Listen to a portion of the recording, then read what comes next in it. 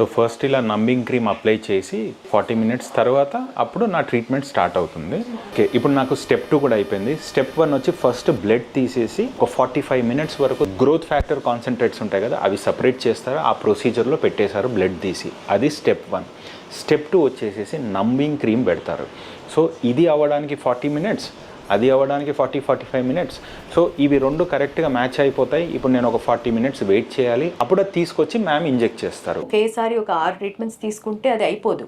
Maintenance అనేది, ఆ grip అనేది పోగొట్టుకోకుండా కంటిన్యూ చేస్తూ ఉంటే బెటర్ ఉంటాయి. రిజల్ట్స్ అనేవి మెయింటైన్ అవుతూ ఉంటాయి. ఇయర్ అయిపోయిన తర్వాత they can come once in 6 మంత్స్కి ఒకసారి. కొత్త ట్రీట్మెంట్స్ అనేవి అప్డేట్ అవుతూనే ఉంటాయి.